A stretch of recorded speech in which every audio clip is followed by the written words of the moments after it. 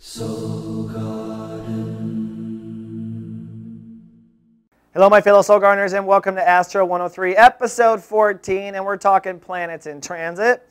And the last episode and this one, we are jumping off of classic astrology and into Witecki astrology, which means this is a lot based on my theory, my observations, and my study so far as an astrologer. But many astrologers would be certainly interested in what I have to say, but may or may not agree. Today we're going to talk about my favorite planet, Earth. Now, you're probably wondering, how the hell do you get Earth in a transit? I mean, Earth is the center of a chart. How can Earth be transiting? Well, if you watch this whole series, you know that I already have the theory that Earth rules Taurus. I don't believe Venus rules Taurus. If you know Taurus is, they are not interested in restoring balance and harmony. Tauruses are interested in what Tauruses are interested in. End of story. Balance and harmony? Maybe. There's many Tauruses that don't necessarily point to that. You know, Adolf Hitler was not exactly into balance and harmony. Queen Elizabeth is not exactly into balance and harmony. Cher is not exactly. Barbra Streisand pisses people off all the time. Just don't see that Venus working in the Tauruses all the time.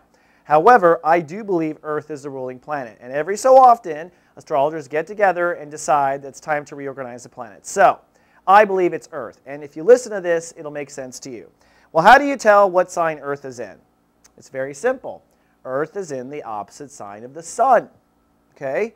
So, if the sun is in Aries, Earth is in Libra. Think about it. We're Earth. There's the sun. What's Earth in? It's in the opposite sign, Libra. All right? So, the sun and the Earth are the two most important planets to manifestation. In fact, I argue that Earth manifests. Earth rules the second house, which is Taurus, which is the manifester, all right, the light caster. So we manifest wherever Earth is. Therefore, you're always manifesting the part that is opposite from the sun. So if it's your birthday, you're actually manifesting relationships in the 7th, where the Earth is. Your relationships is where you're manifesting. The sun is what you're working on, where you're growing, and where you're looking to manifest, where you're looking to light cast. So by this theory, one could say that from light cast day, it takes 6 months to manifest what you're light casting in full. And that's how long it usually takes for most clients of mine, 6 solid months. All right? Another interesting fact about Earth, well, whenever the moon is full, right, which means the sun and moon are in opposition, the moon is technically conjuncting the sun. Emotions are conjuncting reality. This is why we get into car accidents and do stupid things under the full moon, because our emotions are one with manifestation. This is the most dangerous time to accidentally manifest what your emotions are, whether you want to or not, because the Earth is conjuncting the moon. So look to see where the Earth is. Now for you Tauruses change mood once a month because the Earth goes through 12 signs in a given year. All right? And what's even more interesting is Earth, for a Taurus, when the sun is in Scorpio, the Earth is in Taurus. This is, of course, the pagan New Year.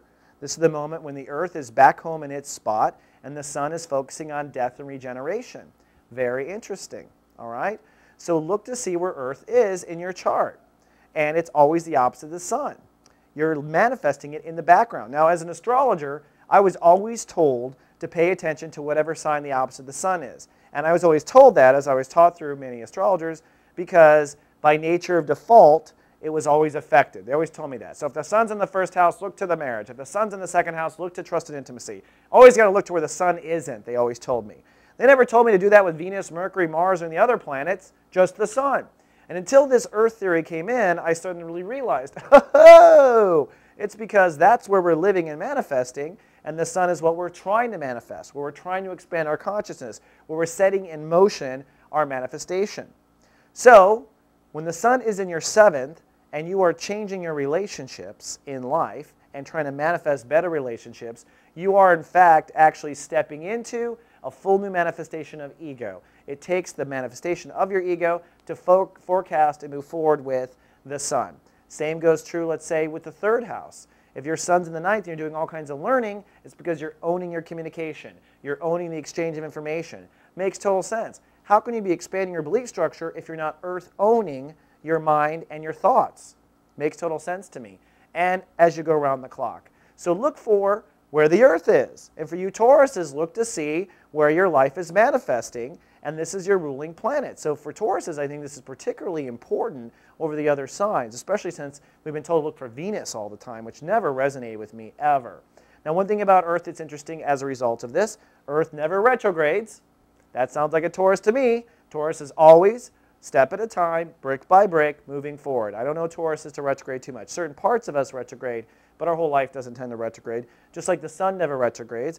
Another interesting little fact by thinking about this, between the sun and the Earth, you have manifestation, pretty much. And I look at those inner planets as everything intangible. The sun, from the sun to the thought to the creation of Venus to the Earth, it manifests.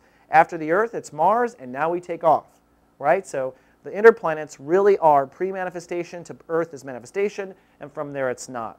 And look to see where Earth is conjuncting. See if Earth right now, Earth is in right now Taurus at tape date. So right now there's no other planets in Taurus. But if Venus was conjuncting Earth, I would imagine you're very creatively manifesting there. Earth conjuncting Mars, you're very actively manifesting, gets much more intense when the Earth conjuncts Mars, right?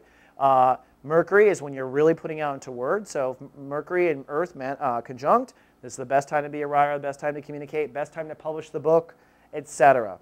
So take a look at Earth and post your comments. I'm very curious about what you find. And remember, in astrology, it helps to go back in time too. Look in the past where Earth was. You can go back a full 12 months. It won't take you very long.